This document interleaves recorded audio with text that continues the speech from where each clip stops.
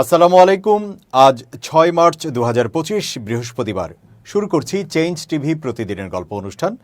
দর্শক, আপনাদের সঙ্গে রয়েছি আমি জহিরুল ইসলাম টুটুল। শুরুতেই সংবাদ শিরোনাম। নির্বাচন নিয়ে গুরুত্বপূর্ণ নির্দেশনা দিলেন ডক্টর ইউনূস। ঈদের পর মাঠে নামবে ৩টি দল। পররাষ্ট্রমন্ত্রী জয়শঙ্করের সামনেই ভারতের পতাকা ছিঁড়লেন খালিস্তানিরা। এবার বিস্তারিত। অন্তর্বর্তীকালীন সরকারের প্রধান উপদেষ্টা ডক্টর মোহাম্মদ ইউনূস বলেছেন, চলতি বছরের ডিসেম্বর থেকে আগামী বছরের মার্চ মাসের মধ্যে জাতীয় সংসদ নির্বাচন অনুষ্ঠিত হবে। ব্রিটিশ সংবাদ মাধ্যম বিবিসিকে দেওয়া এক সাক্ষাৎকারে তিনি এসব কথা জানিয়েছেন। বৃহস্পতিবার ৬ মার্চ এক প্রতিবেদনে এসব তথ্য জানিয়েছে সংবাদ মাধ্যমটি। তিনি বলেন, আগামী নির্বাচনে আওয়ামী লীগ অংশ নেবে কিনা সেই সিদ্ধান্ত দলটিকেই নিতে হবে। এছাড়া নির্বাচনে কারা অংশগ্রহণ করবে তা নির্বাচন কমিশন সিদ্ধান্ত নেয় বলেও জানিয়েছেন নোবেলজয়ী এই অর্থনীতিবিদ।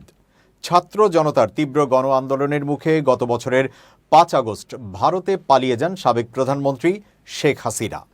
এরপর নতুন সরকারের দায়িত্ব নিতে বলা হলে তিনি চমকে গিয়েছিলেন বলে জানিয়েছেন ডক্টর ইউনূস। তিনি বলেন, আমার কোনো ধারণাই ছিল না যে আমি সরকারের নেতৃত্ব দেব। আমি এর আগে কখনো সরকারি কর্মযজ্ঞ পরিচালনা করিনি এবং এরপরও পরিস্থিতি বুঝে ঠিকভাবে কাজ করতে হয়েছিল।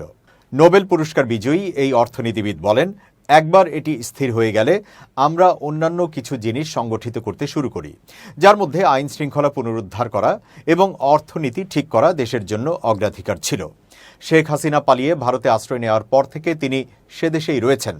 নাটকীয় এই পট পরিবর্তনের পর একে একে বের হয়ে আসছে সাবেক স্বৈরাচারী সরকারের গুম, বিচার বহির্ভূত হত্যাকাণ্ড সহ মানবাধিকার লঙ্ঘনের ভয়াবহ নানা চিত্র।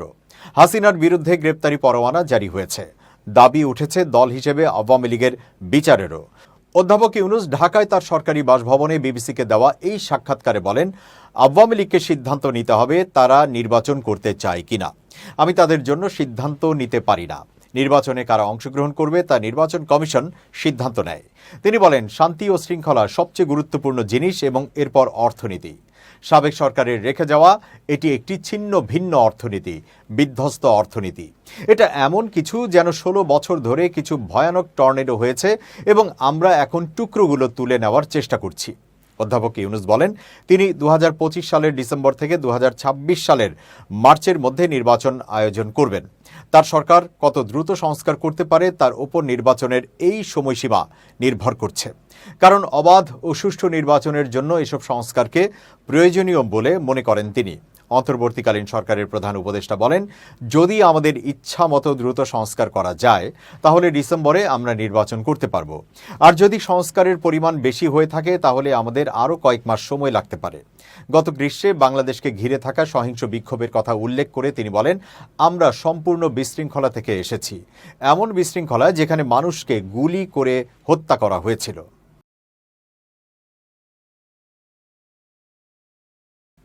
জাতীয় নাগরিক পার্টি এনসিপির মুখ্য সংগঠক সার্জিস আলমের রাজধানীর বসুন্ধরা আবাসিক এলাকায় অবস্থিত বেসরকারি নর্থ সাউথ ইউনিভার্সিটির সামনে যাওয়াকে কেন্দ্র করে চিৎকার চেঁচামেচির একটি ভিডিও ফেসবুকে ভাইরাল হয়েছে। বৃহস্পতিবার ৬ মার্চ রাত ৩টার দিকে ফেসবুকে স্ট্যাটাস দিয়ে ওই ঘটনার বর্ণনা দিয়েছেন সার্জিস আলম নিজেই। স্ট্যাটাসে সার্জিস লেখেন, ইফতারের পর বসুন্ধরা আবাসিক এলাকার প্রাইভেট ইউনিভার্সিটির সহযোদ্ধাদের সঙ্গে চায়ের আড্ডা দিতে এবং তাদের কথা শুনতে যাই। সন্ধ্যা ৭টা থেকে রাত ১০টা পর্যন্ত তাদের সঙ্গে গল্প আড্ডা হয়, তাদের কথা শোনা হয়, চায়ের আড্ডা হয়। এনএসইউ, আইইউবি, এআইইউবি, ইউআইইউ এই ৪ প্রাইভেট বিশ্ববিদ্যালয়ের শতাধিক সহযোদ্ধাদের সঙ্গে আড্ডা দিয়ে এনএসইউ এর সামনে দিয়ে হেঁটে আসছিলাম। আমার সঙ্গে ১৫-২০ জন প্রাইভেটের সহযোদ্ধারা ছিল। পরে এনএসইউ এর গেটের সামনে দেখি ১০-১২ জন ঢাবি সিন্ডিকেট নিয়ে স্লোগান দিচ্ছে। এর মধ্যে ছাত্র দলের সেন্ট্রাল নেতা আহমেদ শাকিল ছিল। আমি এগিয়ে যাই তাদের কথা শুনতে, কিন্তু তারা ইচ্ছাকৃতভাবে আমার সঙ্গে থাকা প্রাইভেটের শিক্ষার্থীদেরকে গালিগালাজ করতে থাকে। ওদের ১০-১২ জনের মধ্যে ১-২ জনকে স্টুডেন্ট মনে হলেও বাকিদের দেখে ভাড়া করা টোকাই দুষ্কৃতিকারী মনে হচ্ছিল। বিব্রতকর পরিস্থিতি সৃষ্টি করাই এদের উদ্দেশ্য বুঝতে পেরে আমি দুই পক্ষকে চলে যেতে বলি এবং চলে আসি। পরবর্তীতে ছাত্র দলের শাকিল তার নেতৃত্বে তার সঙ্গে থাকা টোকাই দুষ্কৃতিকারী সন্ত্রাসীদের নিয়ে পূর্বে আমার সঙ্গে থাকা ওই প্রাইভেট ইউনিভার্সিটির ছেলেদের ওপর ধারালো অস্ত্র দিয়ে হামলা করে এবং সরাসরি মাথায় ও পিঠে আঘাত করে একাধিক জনকে রক্তাক্ত করে। ছাত্রদলের শাকিল সহ বাকি সন্ত্রাসীদের দ্রুত বিচারের আওতায় আনতে হবে। 16 বছর ধরে ছাত্রদল টোকাই লীগের দ্বারা নির্যাতিত হওয়ার পর আজকে যদি ছাত্রদলের কেউ একইভাবে টোকাই লীগের সন্ত্রাসীদের মতো আচরণ করে, তাহলে তারও পরিণতি টোকাই লীগের মতো হতে খুব বেশি দিন লাগবে না। শিক্ষা নেন, সময় থাকতে নিকট অতীত থেকে শিক্ষা নেন। ঈদের পর মাঠে নামছে 3 দল, এটি দৈনিক কালের কণ্ঠের প্রধান শিরোনাম। খবরে বলা হয়, বিএনপি, জামায়াত ইসলামী ও জাতীয় নাগরিক পার্টি এনসিপি এই 3 দলই ঈদের পর পৃথক কর্মসূচি নিয়ে মাঠে নামার প্রস্তুতি নিচ্ছে। মূলত দ্রুত নির্বাচনের পক্ষে বিপক্ষে শক্ত অবস্থান তৈরি করতে রাজপথে নামবে দলগুলো। দ্রুত নির্বাচনের দাবিতে এরই মধ্যে জেলা পর্যায়ে সমাবেশ করেছে বিএনপি। একই দাবিতে ঈদের পর বিভাগীয় পর্যায়ে আরও সমাবেশ করার সিদ্ধান্ত নিয়েছেন দলটির নীতি নির্ধারকরা। অন্য 2 দলের মধ্যে জামায়াত ইসলামী দলীয় নেতার মুক্তি, আওয়ামী লীগের বিচার সহ কয়েকটি দাবিতে বিভাগ ও জেলা পর্যায়ে সমাবেশ করবে। নতুন দল গণপরিষদ নির্বাচনের চেয়ে কর্মসূচি পালন করার নীতিগত সিদ্ধান্ত নিয়েছে। বিএনপি দ্রুত নির্বাচনের দাবি জানিয়ে আসছে, এই ইস্যুতে সরকারকে চেপে ধরেছে। এই দাবিতে কর্মসূচি পালনের পাশাপাশি সরকারকে আলটিমেটামও দিয়েছে দলটি। জামায়াতে ইসলামী ও এনসিপি নেতাদের বক্তব্য ও কার্যক্রম বিশ্লেষণ করলে স্পষ্ট হচ্ছে যে তারা সংসদ নির্বাচনের আগে ব্যাপক ভিত্তিক রাষ্ট্র সংস্কার ও আওয়ামী লীগের বিচার চায়। এই দুটি কাজ সম্পন্ন করতে গেলে এই বছরের মধ্যে নির্বাচন সম্ভব নয় বলে মনে করেন সংশ্লিষ্ট ব্যক্তিরা। এছাড়া জাতীয় নির্বাচনের আগে স্থানীয় নির্বাচনের পক্ষে শক্ত অবস্থান তৈরি করতে চাইছে তারা। জাতীয় পরিচয়পত্র এনআইডি সংক্রান্ত সেবা কার্যক্রম নির্বাচন কমিশনের অধীনে রাখতে আন্দোলনে যেতে পারেন এনআইডি অনুবিভাগের কর্মকর্তারা।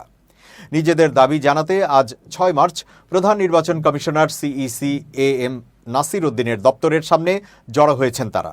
এনআইডি অনুবিভাগের কর্মকর্তারা বলেন, এনআইডি সেবা নির্বাচন কমিশন থেকে সরিয়ে নেওয়ার যে পরিকল্পনা হচ্ছে তা রুখে দিতে আমাদের এই পদক্ষেপ। এতে যদি কাজ না হয় আমরা প্রথমে অর্ধবেলা কর্মবিরতিতে যাব, এরপর পূর্ণ দিবস, তাতেও না হলে সারা দেশে নির্বাচন কমিশন সব কার্যক্রম বন্ধ করে দেবে।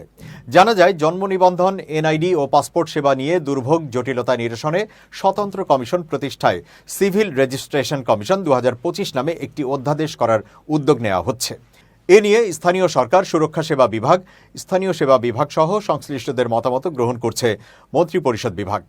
অতিরিক্ত সচিব পর্যায়ের এই বৈঠকে ইসি সচিবালয়ের প্রতিনিধিও উপস্থিত ছিলেন। এছাড়া আইনের খসড়া পরীক্ষা নিরীক্ষা পূর্বক মতামত প্রদান সংক্রান্ত আন্তঃমন্ত্রণালয় কমিটির প্রথম সভা মন্ত্রিপরিষদ বিভাগে অনুষ্ঠিত হয়েছে। জাতীয় পরিচয়পত্র সেবা স্বরাষ্ট্র মন্ত্রণালয়ের অধীনে নেওয়ার জন্য আওয়ামী লীগ সরকারের আমলে যে আইন করা হয়েছিল, ক্ষমতার পালা বদলে আবার তা বাতিল চেয়ে চিঠি দেয় নির্বাচন কমিশন সচিবালয়ে। তাদের দাবি অনুযায়ী আইনটি বাতিল হলে এনআইডি সেবা বরাবরের মতোই নির্বাচন কমিশনের হাতে থাকবে। এই প্রস্তাব অনুমোদনের পর সরকারকে এখন অধ্যাদেশ জারি করে আইনটি বাতিল ও আগের আইন বহাল করতে হবে।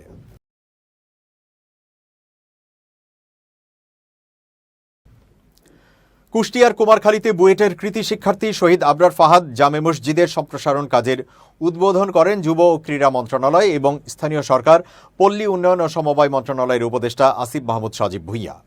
বৃহস্পতিবার সকাল 11:07 উপজেলার কয়া ইউনিয়নের রায়ডাঙ্গা এলাকায় প্রায় 69 লাখ টাকা ব্যয়ে এ কাজের উদ্বোধন করেন তিনি।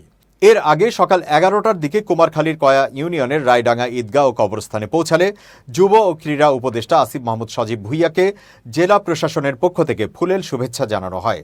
পরে শহীদ আবরার ফাহাদের কবরে ফুল দিয়ে শ্রদ্ধা নিবেদন ও কবর জিয়ারত করেন যুব ও ক্রীড়া উপদেষ্টা আসিফ মাহমুদ সজীব ভুইয়া। পরে প্রায় 40 কোটি টাকা ব্যয়ে নবনির্মিত কুষ্টিয়া শহীদ আবরার ফাহাদ স্টেডিয়ামের উদ্বোধন করেন যুব ও ক্রীড়া উপদেষ্টা আসিফ মাহমুদ সজীব ভুইয়া। আজ বৃহস্পতিবার 6 মার্চ বেলা 12টায় উদ্বোধনী অনুষ্ঠানে প্রধান অতিথির বক্তব্য রাখেন তিনি। উল্লেখ্য, বুয়েটের শেরেবাংলা হলে আবরার ফাহাদকে পিটিয়ে হত্যা করেন বুয়েট ছাত্রলীগের একদল নেতাকর্মী। ক্ষমতাচ্যুত শেখ হাসিনার বিচার প্রক্রিয়ার সঙ্গে নির্বাচনের কোনো সম্পর্ক নেই বলে মন্তব্য করেছেন বিএনপির স্থায়ী কমিটির সদস্য আমির খসরু মাহমুদ চৌধুরী। তিনি বলেছেন, কোনো অজুহাতেই নির্বাচনী ব্যবস্থাকে পেছানোর সুযোগ নেই। জনগণের ভোটে নির্বাচিত সরকারই শেখ হাসিনা সহ তার দোসরদের বিচারের জন্য প্রতিশ্রুতিবদ্ধ থাকবে। বুধবার এক সেমিনারে অংশ নেওয়ার পর সাংবাদিকদের প্রশ্নে তিনি এসব কথা বলেন। আমির খসরু বলেন, বিচারিক প্রক্রিয়া এটা আইনি প্রক্রিয়া, সেটা চলতেই থাকবে, সেটাতে শেখ হাসিনার শাস্তি হবে। শেখ হাসিনার বিরুদ্ধে অনেকগুলো মামলা রয়েছে, এগুলো বিচারিক প্রক্রিয়ার মাধ্যমে একটার পর একটার সমাধান হতেই থাকবে। কিন্তু এই বিচারিক প্রক্রিয়ার সঙ্গে সরকার পরিবর্তনের কোনো সম্পর্ক নেই। এই বিচারিক প্রক্রিয়ার সঙ্গে নির্বাচনেরও কোনো সম্পর্ক নেই বলেন তিনি। নির্বাচন প্রসঙ্গে বিএনপির এই জ্যেষ্ঠ নেতা বলেন, আজকে এটার জন্য হবে না নির্বাচন, কালকে আরেকটার জন্য হবে না, পরশু আরেকটার জন্য হবে না, এরকম কত কথাই তো শুনছি। তিনি বলেন, গত 16 বছর আমরা নির্যাতিত হয়েছি, অত্যাচারিত হয়েছি, প্রাণ দিয়েছি। বাংলাদেশের 16 কোটি মানুষ আন্দোলনের মাধ্যমে স্বৈরাচার শেখ হাসিনাকে বিদায় করেছে। উদ্দেশ্য ছিল বাংলাদেশে গণতান্ত্রিক পরিবেশ সৃষ্টি হবে, গণতান্ত্রিক প্রক্রিয়া চালু হবে, বাংলাদেশের জনগণ স্বাধীনভাবে কথা বলতে পারবে, দল গঠন করতে পারবে, মতামত প্রকাশ করতে পারবে, মতামত জনগণের কাছে নিয়ে যেতে পারবে। সুতরাং যে কোনো দল তাদের মতামত নিয়ে আসতে পারে, সেখানে কোনো সমস্যা নেই। কিন্তু সেই মতামতের সিদ্ধান্তে আমাদের আসতে হবে, মতামত সবার থাকতে হবে। আমাদের 31 দফা সংস্কার প্রস্তাব আছে, এটা আমরা কালকেই বাস্তবায়ন করতে পারবো না, আমাদের জনগণের কাছে যেতে হবে।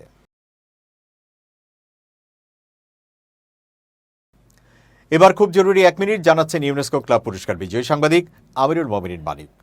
খুব জরুরি 1 মিনিটে প্রত্যেককে আমন্ত্রণ। নিজেকে কিভাবে শক্তিশালী করবেন তার দুটো টিপস দিচ্ছি। প্রথমত, আপনি আত্মবিশ্বাসী হন। অপ্রয়োজনীয় মানুষের কাছে নিজেকে কখনোই উপস্থাপন করবেন না, অর্থাৎ নিজে কি করছেন তার ব্যাখ্যা দিতে যাবেন না।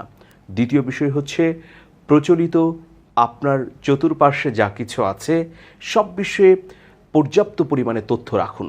আপনি যদি পারিপার্শ্বিক অবস্থা সম্পর্কে বিপুল তথ্য জানতে পারেন, তাহলে অন্যের উপর আপনি রাজ করতে পারবেন।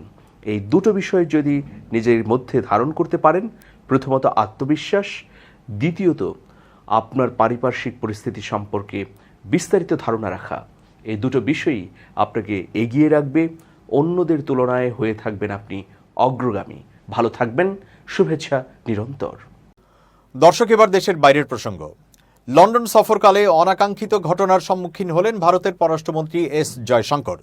তার সামনেই ভারতের পতাকা ছিঁড়লেন এক খালিস্তানপন্থী। এই ঘটনার ভিডিও সামাজিক যোগাযোগ মাধ্যমে ভাইরাল হয়েছে।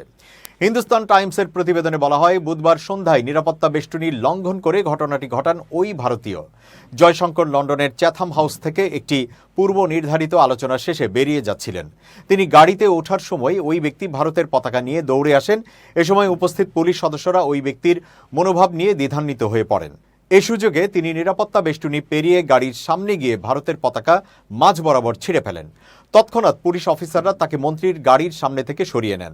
এ সময় নিরাপত্তা বেষ্টনীর মধ্যে অবস্থান করে খালিস্তানপন্থী বিক্ষোভকারীরা স্বাধীন খালিস্তানের পক্ষে স্লোগান দিতে থাকেন। পরে আরও পুলিশ গিয়ে বিক্ষোভকারীদের ঘটনাস্থল থেকে সরিয়ে দেয়।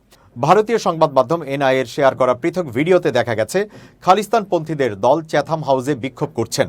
তারা তাদের নিজস্ব পতাকা উত্তোলন করে স্লোগান দিচ্ছেন। এ সময় তাদের বেশ ক্ষুব্ধ দেখা গেছে। এদিকে ভিডিও ভাইরালের পর বৃহস্পতিবার ভারতের পররাষ্ট্র মন্ত্রণালয় এস জয়শঙ্করের যুক্তরাজ্য সফরের সময় নিরাপত্তা লঙ্ঘনের ঘটনায় গভীর উদ্বেগ প্রকাশ করে বিবৃতি দিয়েছে। তাতে পতাকা ছেঁড়া ব্যক্তিকে চরমপন্থী হিসেবে উল্লেখ করা হয়। বলা হয়, নিরাপত্তা ব্যারিকেড ভেঙে মন্ত্রীর কনভয়ের সামনে ভারতীয় পতাকা ছিঁড়ে ফেলার ঘটনায় ভারত উদ্বিগ্ন। এই ঘটনাটি ভিডিওতে ধারণ করা এবং অনলাইনে ভাইরাল করাকে সন্দেহের চোখে দেখছে তারা। মন্ত্রণালয় বলেছে, চরমপন্থী গোষ্ঠীর কর্মকাণ্ড মেনে নেওয়া যায় না। আমরা মন্ত্রীর যুক্তরাজ্য সফরের সময় নিরাপত্তা লঙ্ঘনের ফুটেজ দেখেছি। বিচ্ছিন্নতাবাদী এবং চরমপন্থীদের এই ক্ষুদ্র গোষ্ঠীর উস্কানিমূলক কার্যকলাপের নিন্দা জানাই।